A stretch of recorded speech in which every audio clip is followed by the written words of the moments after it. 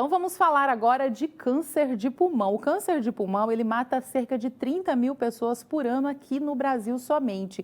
E o número de diagnósticos da doença tem aumentado muito e preocupado especialistas. Iane não conseguiu largar o vício do cigarro por quase 3 décadas até que a conta chegou. Um câncer de pulmão que descobriu já em metástase nos ossos.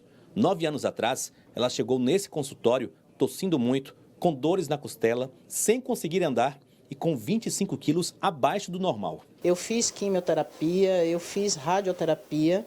Atualmente eu faço imunoterapia. Faço imunoterapia há quase 8 anos e vivo bem.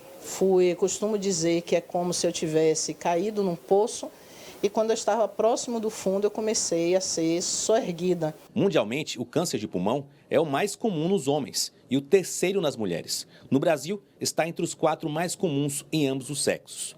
Um estudo recente revela que entre 2000 e 2022, as mortes por câncer de pulmão mais que dobraram no país, chegando a quase 30 mil em apenas um ano. Também houve aumento de 8 para 14 mortes a cada 100 mil habitantes. Cerca de 80% dos casos têm relação com o tabagismo, segundo o Instituto Nacional do Câncer. Ou seja, parar de fumar é a medida mais eficaz para evitar a doença. A recomendação também inclui largar o cigarro eletrônico, o chamado vapor, que tem mais nicotina que o cigarro comum e causa ainda mais dependência. Você tem tantos danos físicos, pela inalação daquela fumaça em grande quantidade, como os danos em relação a todas as substâncias que são colocadas dentro do cigarro eletrônico, como ele é também muitas vezes um trampolim para o uso do cigarro de papel. Movimente-se. Oferecimento. Contrate já Unimed para a sua empresa e entre para o fã-clube você também.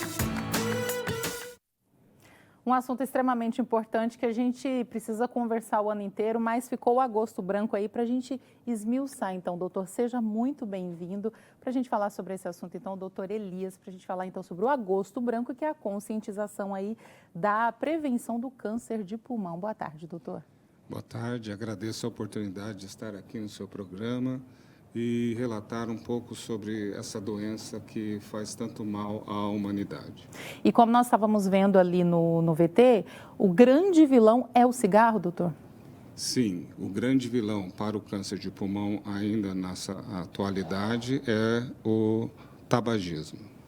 Hoje, os jovens, eles estão muito indo nessa. A gente já viu há alguns anos atrás, que era moda fumar. Sim. Depois isso foi caindo, a juventude foi deixando de fumar, principalmente entre os jovens. Pelo menos eu acho que na minha geração diminuiu bastante. Só que agora os jovens estão fumando muito aquele cigarro eletrônico, doutor. Faz mal tanto quanto o outro cigarro tradicional? Sim, estudos estão sendo colocados cada vez mais. Houve uma dificuldade nesses estudos, a ciência demonstrar para nós o quão mal isso faz também, são os cigarros eletrônicos, tanto o vape quanto o pod. E está saindo agora vários estudos demonstrando que a inalação de fumaça pelos cigarros eletrônicos são muito maiores em relação ao cigarro normal de papel. E, sabidamente, também a quantidade de nicotina é 6 vezes maior e também algumas substâncias químicas que o cigarro eletrônico traz, principalmente o acrolídeo, que faz tanto mal quanto ao tabagismo. Existem outros fatores para a gente desenvolver o câncer de pulmão além do tabagismo? Existem alguns outros fatores poluentes, principalmente fatores poluentes. Aqui no nosso estado, principalmente, nós temos que lembrar 2 questões principalmente básicas que nós estamos muito relacionados à agropecuária.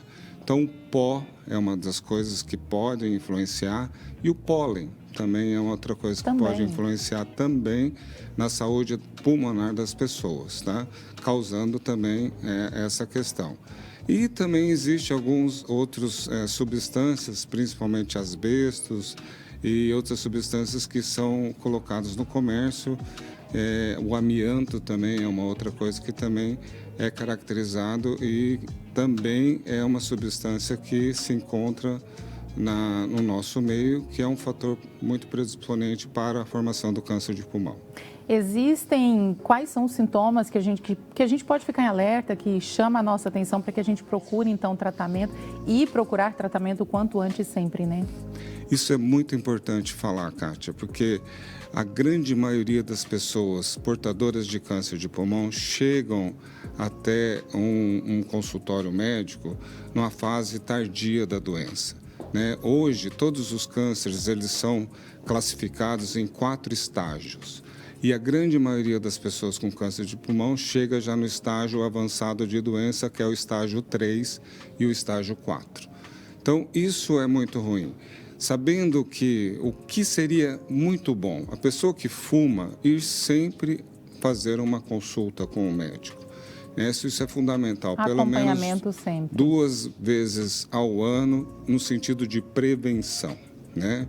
Esse seria um fator preponderante no sentido de que poderíamos ajudar melhor esse paciente, porque nós poderíamos, se houver alguma alteração, pegaríamos o estágio 1 e o estágio 2, que o desenrolar da doença é muito melhor no sentido do tratamento, da eficácia do tratamento e o resultado melhor. Com o diagnóstico precoce, é possível, então, ter cura? Quais são as chances? Sim, há uma possibilidade muito grande. Eu acho que cura é uma palavra muito séria para se falar com as pessoas que têm câncer, né? Mas as pessoas que chegam nos estágios iniciais, a gente consegue ter um controle ideal para essa doença, né? Então, uma pessoa que tem câncer, ela vai ter que sempre estar sendo vista, sempre estar monitorando essa doença, porque ela pode voltar. O Lucas mandou mensagem para a gente aqui, está falando que o pai dele morreu muito cedo por conta do cigarro também, e foi muito rápido porque teve câncer de faringite. Sim, e eu falo uma coisa para o Lucas. Lucas, você é uma pessoa que muito provavelmente deva comparecer a um consultório médico. Existe, então, de uma maneira preventiva. Hoje, não é uma característica assim, a hereditariedade é um fator, tá certo? Não é uma coisa preponderante, mas ele está mais susceptível a ter essa doença. Então, é importante, procure um oncologista clínico, vá fazer a sua consulta, esse médico vai te acolher, vai te pedir alguns exames que são extremamente importantes para saber se existe a possibilidade de doença e se existir e se aparecer essa doença vai ser no estágio muito menos avançado que foi seu pai e a história vai ser totalmente diferente. Com certeza. Doutor, se a gente conviver com o fumante também pode causar câncer só em quem respira ali a fumaça de quem está fumando? Sim, hoje, Kátia, essa possibilidade ainda existe, né? As orientações sobre câncer e o tabagismo, elas são muito mais tranquilas no sentido de, hoje, o indivíduo fuma e sabe das consequências com muita tranquilidade. Tem muita informação, né? Sim, as informações. Hoje, é sabidamente que há mais de 4.500 substâncias que são nocivas a partir do momento que o indivíduo coloca e acende um cigarro na boca, e dentre elas 90 são cancerígenas, isso já é provado cientificamente, e é uma droga que é aceita ainda pela sociedade e é livre comércio dela, tá certo? Então, você estava falando do fumante passivo, que seria assim, né, modo de dizer falado. Hoje existe muito mais respeito, né, tanto dentro da sua casa, que o indivíduo que fuma tem mais respeito junto aos seus familiares, normalmente não fuma no mesmo ambiente, e também há um controle maior na sociedade, no sentido de bares, alguns ambientes comerciais, é proibido fumar. Existem leis hoje, federais, municipais, estaduais, que proíbem o indivíduo a fumar nesses ambientes. Então, a possibilidade que ainda existe, mas muito menor, mas também essa possibilidade do fumante passivo contrair essa doença. Rapidinho, doutor, existe, além de parar de fumar, qual que é a principal mudança de hábito, então, para prevenir essa doença? Mudanças como fazer uma atividade física, se alimentar bem, né? Realmente procurar um pouco mais de saúde e ter uma vida mais saudável, a possibilidade de desenvolver câncer. E uma coisa que nós comentamos outro dia a respeito de alegria, né? Ser um pouco mais feliz, né? Então, isso é o rancor, né? Isso traz um pouco mais de doença para nós. Então, a felicidade é um fator preponderante também para desenvolver saúde. Então tá aí, felicidade, cuidar da saúde, fazer os exames de rotina, principalmente, doutor, deixar o cigarro de lado, né? Já foi, Sim. já era, a gente tem informação, a gente não precisa mais se expor tanto assim e facilitar, né, que a doença venha para nós. Isso é fundamental. Isso aí, doutor. Muito obrigada. Eu que agradeço.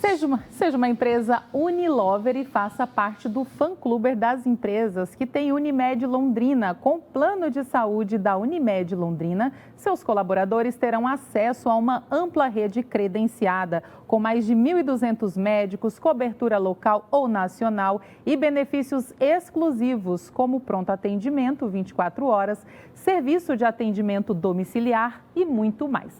Garanta a saúde e o bem-estar do seu time. Escolha o plano que une cuidado e qualidade. Acesse o site da Unimed Londrina e faça a escolha certa para o seu negócio. Unimed Londrina, eu tenho, eu confio.